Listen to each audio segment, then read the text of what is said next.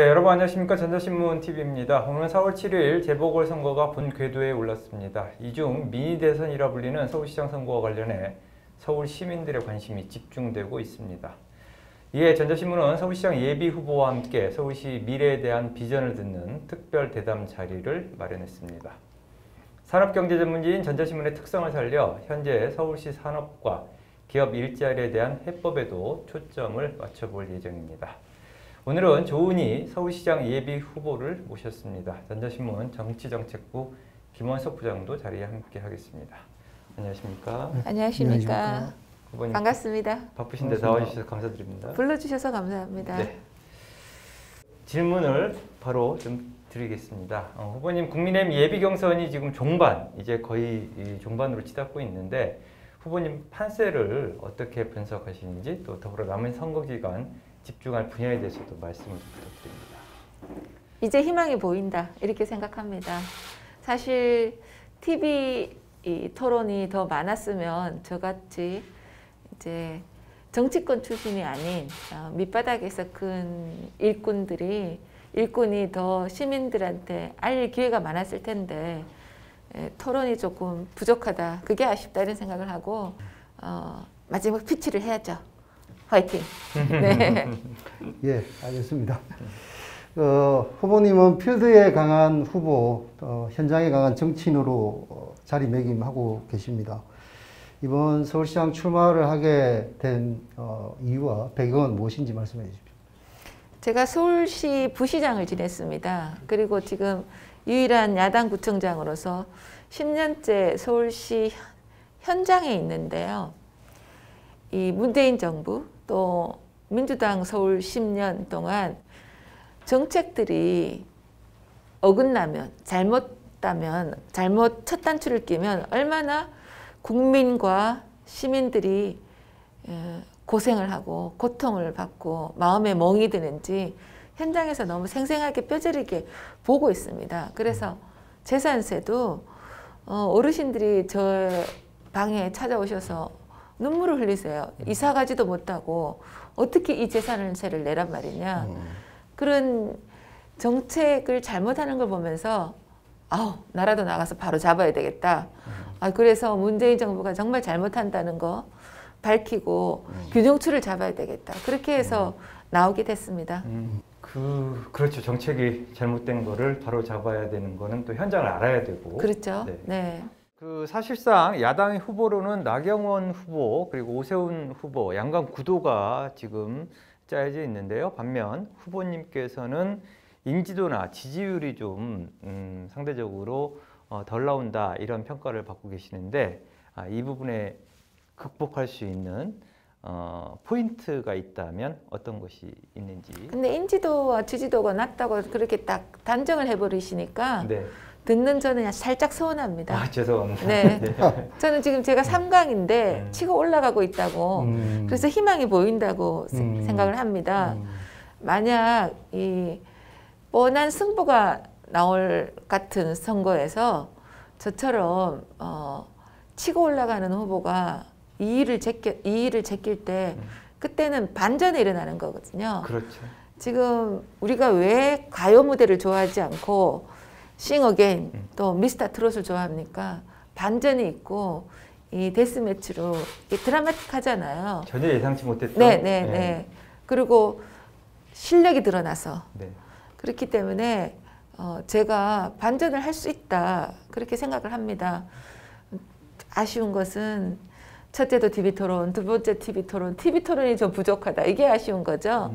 그래서 저를 그렇게 딱 틀에 갖추면 제가 반전을 하는 틀을 깨는데 더 힘이 드니까 저한테 용기를 좀 북돋아 주시기를 부탁드립니다. 네. 시청자 여러분도 저한테 응원해 주세요. 저를 응원해 주고 저한테 힘을 몰아주시면 조은희가 됩니다. 조은희가 되면 안철수 넘어 박영선 잡고 정권 심판을 할 수 있습니다. 네. 예, 알겠습니다. 그동안 선거기간 동안에 본선 경쟁력을 많이 강조를 하셨습니다. 단일화가 남아있는데 막판 뒤집기를 위해서 후보님이 남은 기간 동안 펼치실 어떤 선거운동은 어떤 게 있습니까? 저는 현직 단체장이다 보니 선거운동을 하는데 굉장히 제약이 많습니다. 예를 들면 제가 출마 선언을 12월 3일 날 했는데요.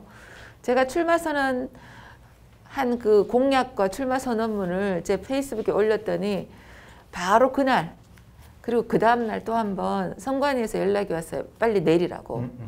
그러니까 제 발목을 잡는 거죠. 네. 그리고 오늘은 구청장 협의회를 했고 어제는 우리 구의회에서 갑자기 예정이 없는 긴급 현안 질문을 해서 제가 어디 다니질 못하게 하는 거죠. 그래서 작년에 제가 현장을 많이 다녔습니다. 서울시가 425개 동이 있는데 거의 다 해서 그렇지 선거 기간 중에는 다른 후보들처럼 현장에 가서 공약을 발표하거나 이러질 못하고 제 페이스북을 통해서 그것도 공약이라고 말하지 못하고 조은희의 정책 구상 이렇게 해서 발표하고 있습니다. 그런데 발표하는 것마다 또 언론에서 관심을 가져주시고 이렇게 인터뷰에 불러주시고 그러니까 저를 알면 보면 볼수록 매력 있대요. 볼매라고. 아, 예. 네. 상당히 좀 불리한 상황에서 지금 선거를 지금 준비하고 계시는데 아마 잘 극복하시리라 생각이 듭니다. 기적을 만들어 내겠습니다. 네, 네. 저도 전혀 뜻밖의 예상 어떤 그 뻔히 보이는 결과가 아닌 전혀 좀 다른 결과가 나오기를 좀 기대를 합니다. 네, 반전을 기대하겠습니다. 네. 자, 선거 공약에 대해서 좀 여쭤보는 시간 갖도록 하겠습니다. 우선 후보님 부동산 햇볕 정책이라는 그 용어 쓰시고 계시는데요. 재개발 35만 가구, 재건축 20만 가구 등 총 65만 가구를 짓겠다고 하셨는데 어느 지역에 우선 진행할 예정인지, 그리고 두 번째는 은평 강남 간 저는 이 부분이 가장 눈에 띄던데 강남부 고속도로 그리고 지하철 2호선 지상 구간 지하 등 주요 교통 공약, 그리고 서울시민 재산세 절반 감면 공약, 이게 다 지금 관심이 가는 공약이거든요. 설명 좀 해주시죠. 일단 부동산 정책부터 네. 말씀드리겠습니다. 문재인 정부는 우리 국민들한테 고통, 그늘 속에서 얼게 하는 고통을 줬어요. 그래서 저는 부동산 그늘 정책이라고 합니다. 저는 우리 시민들에게 따뜻한 햇살을 들여서 부동산 이 시름에서 좀 덜어드리고 싶다. 그렇게 말씀을 드리고요. 원칙은 이렇습니다. 박원순 전 시장이 최근 5년간 1년에 8만 호를 주택을 공급했습니다. 네네. 근데 저는 박원순 시장보다 5만 호 더 공급하겠다. 1년에 13만 호 네. 하겠다. 그래서 5년 동안 65만 호입니다. 그런데 저는 부동산 정책은 전문가가 해야 된다고 생각합니다. 저는 전국에서 가장 재건축이 활발한 서초구에서 부동산 재건축을 가장 효율적으로 가장 우리 주민과 또 서울 시민의 바라는 방향으로 스피디하게 했습니다. 그리고 사실 부동산 정책이 전문가가 아닐 때 문재인 정부, 박원순 시장, 김현미 장관의 경우에서 우리가 얼마나 참사가 일어난지 봤잖아요. 특히 지금 김현미 장관은 3년 반 동안 부동산 흔히 말로 말아먹고 빵뚜아네트라는 별명을 듣고 쫓겨나다시피 하셨잖아요. 그래서 전문성이 저처럼 있어야 된다. 두 번째로는 시장이 공공이 할 일과 민간 시장이 할 일을 나눠줘야 된다. 민간 시장의 재건축, 재개발을 활성화시키기 위해서 규제를 완화해주고 층수 규제도 풀어주고 스피드하게 만들면서 공공기여금은 받아서 그렇게 되면 공공기여금이 굉장히 많이 오는데 제가 계산해 보니까 15조는 넘겠더라고요. 그 공공기여금으로 다른 지역의 인프라 개선에 쓰는 윈윈 전략을 해야 된다. 그런 말씀이고 마지막으로 공공시장이 해야 될 것은요. 공공주택을 짓는 겁니다. 그런데 문재인 정부나 또 일부 후보들은 꼭 빈 땅이 있어야지 집을 짓는 걸로 하는 옛날 사고방식을 해요. 네. 그런 옛날식 사고방식으로는 서울시에 주택 짓기 어렵습니다. 그런데 어떻게 해야 되냐. 틀을 깨요. 표류단을 바꿔줘야 돼요. 지금 서울시에 공영 주차장이 15개 있습니다. 네. 그리고 차고지, 버스나 택시가 이제 있는 차고지, 그리고 미집행 도시계획 시설 이런 걸 제가 얼핏 이렇게 봐도 20만 평이 있어요. 여기를 차고지를 지하화하고 특히 또 택시 운전하시는 분들은 차고지가 없어서 굉장히 힘들어하시거든요. 거기 택시 차고지도 만들어드리고 네. 그래서 지하로 넣고 그 위에 주택을 짓는 겁니다. 그러면 공공의 양질의 주택을 10만 호 추가로 지을 수가 있어요. 이렇게 계산을 해보면 박원순 시장보다 5만 호 더 짓겠다고 했잖아요. 네. 그 10만 호는 2만 호 공공이 짓고 나머지 3만 호는 재건축 재개발을 활성화해서 추가하겠다. 딱 떨어지죠. 네, 네. 네. 그다음에 강남북 고속도로 이 부분도 관심 많을 것 같지 않습니까? 지금 지금 서울시 교통 문제가요. 네. 일본의 모리 재단이 세계적으로 세계 도시들의 도시 경쟁력을 평가해요. 거기에 우리 서울시가 7위에서 7등. 그런데 서울시가 도쿄가 3위인데 왜 도쿄보다 못하냐? 제가 문제점을 갖고 살펴봤는데 서울시는 교통과 환경 문제가 최하위권이에요. 네, 네. 이거를 해결하면 도쿄 넘어 파리, 뉴욕까지 갈 수 있는 거예요. 1등 갈 수 있어요.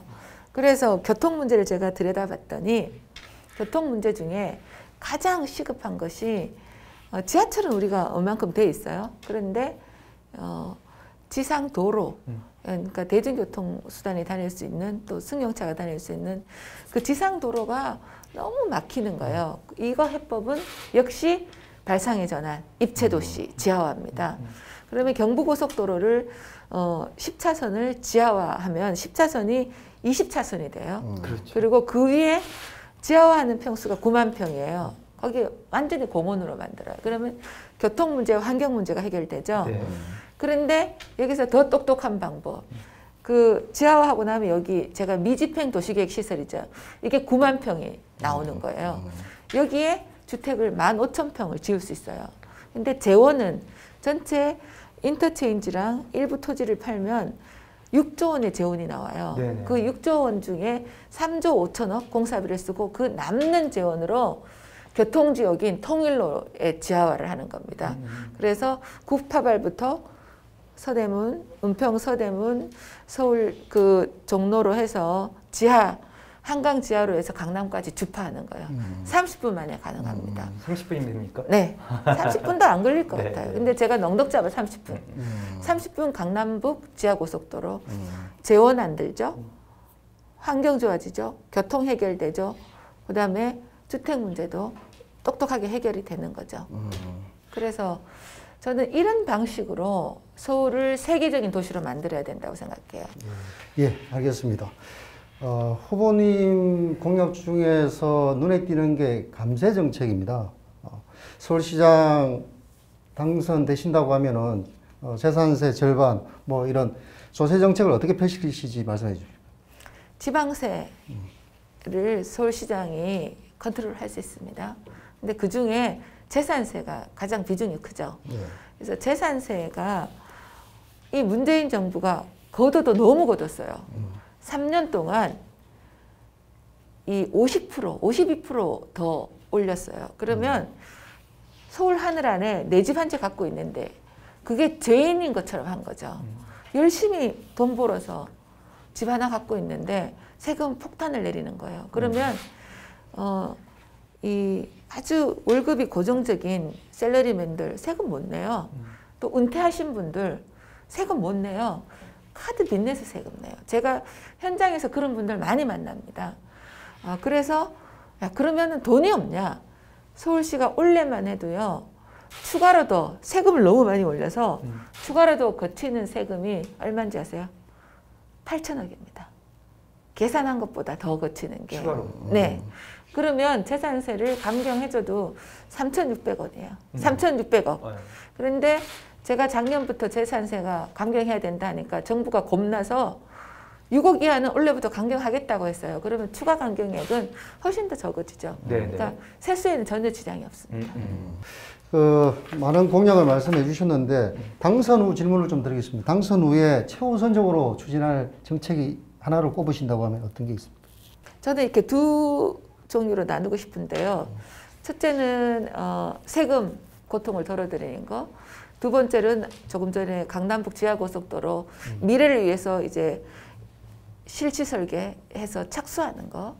그 다음에는 어린이집 문제. 네네. 이제 다 이제 자녀들이 크신지 제가 네네. 잘 모르겠는데 결혼 안 하셨나요? 관심 많죠 지금 네. 어린이집. 국공립 어린이집 대기줄이 너무너무 길어요. 맞습니다. 그런데 저출산 대책이 꼭 어린이집 문제만은 아니겠지만 뭐 주택 문제, 일자리 문제도 있지만 여성들이 일을 하려면 아이를 맡길 때가 있어야 되는데 그게 아직 안 되는 거예요. 맞습니다. 그래서 저는 국공립 어린이집 대기줄 제로로 하겠다. 이게 말뿐이 아니고요. 가능합니다. 가능합니까? 왜냐하면 제가 서초구에서 해봤어요. 국공립 어린이집 제조기에 제 이름이. 근데 아무리 많이 지어도 대기줄이 없어지지는 않는 거예요. 왜 그런가 살펴봤더니 이 수급 불균형이에요. A 어린이집에는 2세 반 줄이 2살 반 줄이 엄청 긴데 3세 반은 이게 정원이 차지를 않는 거예요. 네네.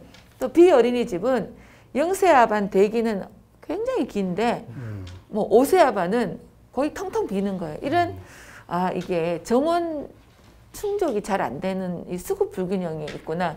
여기에 착안을 해서 또 발상을 전환을 했죠. 한 5개, 7개 어린이집을 정원을 공유하는 거예요. 네네. 그렇게 되니까 그 방식만 바꿔줘도 40% 대기 줄이 주는 거예요. 그러면서 부모님 만족도는 93%예요. 그래서 이런 국공립 어린이집을 많이 지으면서 대기줄을 주는 이런 정원을 공유하는 시스템으로 가면 저는 바로 정말 헛공약이 아니고 그냥 실행할 수 있다. 제가 시장이 되면 이 문제부터 하겠다.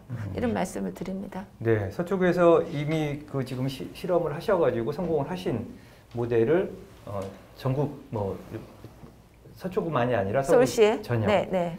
또 혹은 또 전국으로까지도 네, 생각을 할 수 있겠네요. 예. 사실 제가 이제 서울시 여성가족정책관 또 서울시 부시장 또 유일한 야당구청장으로 제가 10년 동안 있으면서 서울시정이 늘 저 관심사였어요.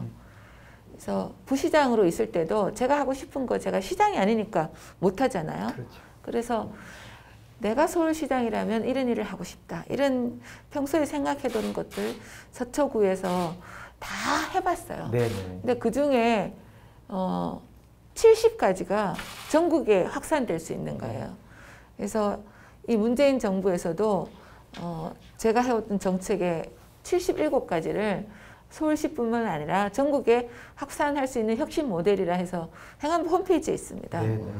1등이에요, 겁니다. 네. 네. 알겠습니다. 네. 자, 서울시장 많은 후보들이 미래 서울의 비전으로 ICT, 디지털, 바이오, 인공지능 등 4차 산업혁명을 이야기하고 있습니다. 후보님, 4차 산업혁명과 서울시정 어떻게 연결하실 생각이신지? 우선 제가 한 가지 먼저 말씀드릴 게 청년 일자리 문제가 있잖아요. 청년 일자리가 공교육에서 배우는 공교육 시스템과 시장, 인재를 찾는 시장의 미스매치가 있어요. 근데 그게 4차 산업혁명 일자리예요. 네네. 근데 예를 들면 AI를 어느 정도 하면 한 2년차, 3년차 돼도 연봉이 수억 대예요.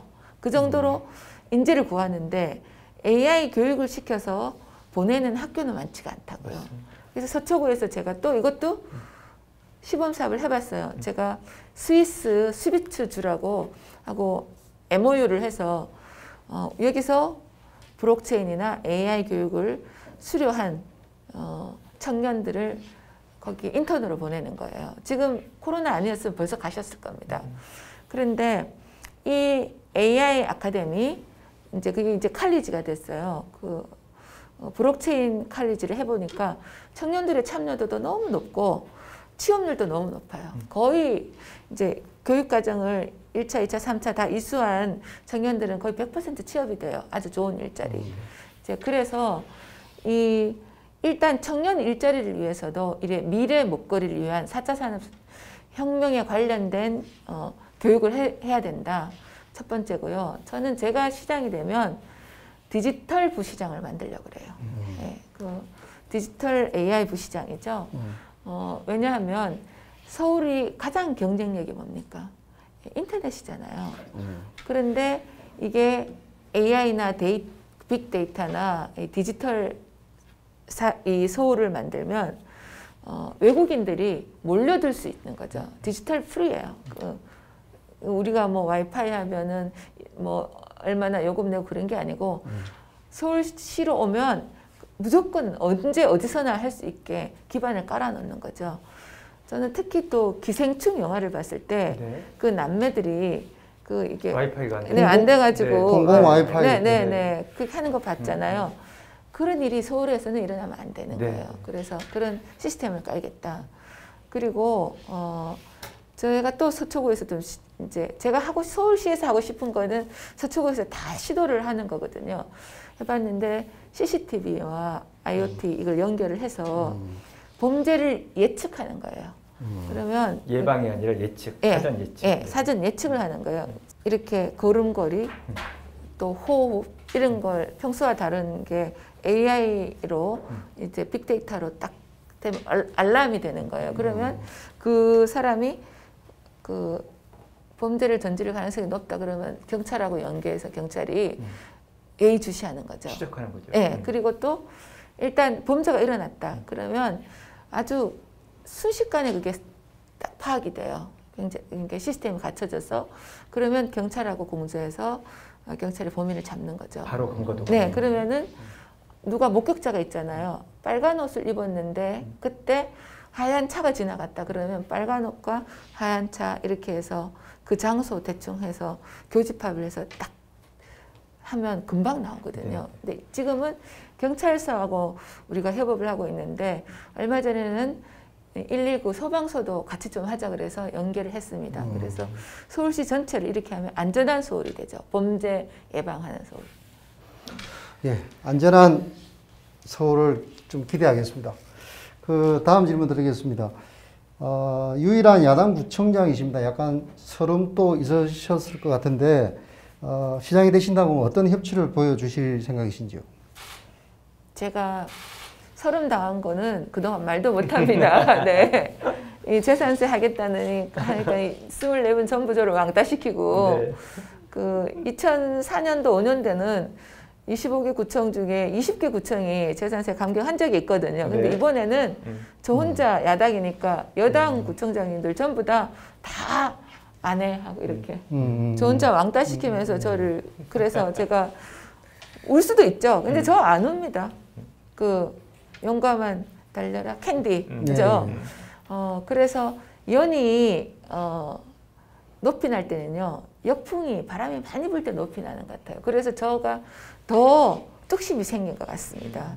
그래서 저는 제가 충분히 겪었으니까 제가 서울시장이 되면 25+1 25개 구청장님하고 시장이 하나가 된다 이렇게 해서 각 구별로 100대 과제 이제 한 구별로 4개 정도 되겠죠. 그동안 못했던 수건 사업인데 실현 못했던 사업을 갖고 같이 머리를 맞대서 문제를 해결하는 그런 시장이 되고 싶습니다. 사실 정치력이라는 게 여야가 국회에서 싸우는 게 그런 게 국민들이 원하는 정치력이 아니고 갈등을 조정해서 문제를 해결하는 문제 해결 능력이 저는 정치력이라고 생각합니다. 그래서 그런 정치력을 발휘하는 따뜻하고 야무진 시장 그래서 협치를 하도록 하겠습니다. 네. 자, 후보님, 그 조은희표 서울시 어떤 모습으로 바뀌게 될지 상당히 좀 기대도 되는데 한 말씀 해주시죠. 어떤 모습으로 조은희표 서울시를 이끌어 가시겠다. 네, 여러분의 일상생활에서 우리 백신은 언제 맞을 수 있느냐, 또 금쪽 같은 내 새끼 언제 번듯한 일자리를 갖고 가정을 꾸릴 수나 있을까? 나는 하늘 아래, 서울 하늘 아래 언제 내 집 한 칸 갔나? 이런 일상의 절박한 생활의 문제들이 있어요. 그런 문제들을 제가 우리 시민 곁에서 제 핸드폰 공개하면서 늘 같이 문제를 해결하는 그런 시장이 되고 싶습니다. 그리고 또 우리 서울시가 어떤 서울시입니까? 그래서 이 서울시를 도쿄를 넘어서 세계 3위 도시로 되는데 그래서 서울의 자존심을 세우고 대한민국의 위상을 세우는 에너제틱한 그런 또 시장이 되도록 하겠습니다. 네. 예, 알겠습니다. 마지막으로 서울시 유권자들한테 마지막으로 한 말씀 해주십시오. 서울 시민 여러분, 요즘 힘드시죠? 제가 여러분 곁에서 여러분의 삶의 일상을 챙기면서 또 서울을 다시 뛰게 하는 서울로 만들겠습니다. 저는 서울시 부시장 또 유일한 야당 구청장으로서 지금 나온 후보들 중에 정치인 출신이 아니면서 문재인 정권과 투쟁해서 승리를 쟁취한 유일한 후보이기도 합니다. 그래서 어떨 때는 따뜻하게 디테일을 챙기고 어떨 때는 뚝심 있게 투쟁하고 서울시의 큰 그림을 그리면서 여러분과 함께하는, 저는 정성이 있으면 그 정성은 기적을 낳는다고 생각합니다. 정성을 다해서 서울 시민의 마음을 얻는 기적을 만들어서 또 정권을 다시 찾아오는 그런 승부사가 되도록 하겠습니다. 많이 응원해 주시기를 부탁드립니다. 감사합니다. 네, 지금까지 조은희 서울시장 예비 후보와 이야기 나눠봤습니다. 오늘 바쁘신 가운데 초대에 응해주셔서 감사드립니다. 감사합니다. 감사합니다. 네, 조은희 서울시장 예비 후보와 함께한 서울시의 미래에 대한 비전을 들어보는 특별 대담 방송 이만 마치겠습니다. 시청자 여러분, 시청해 주셔서 감사합니다.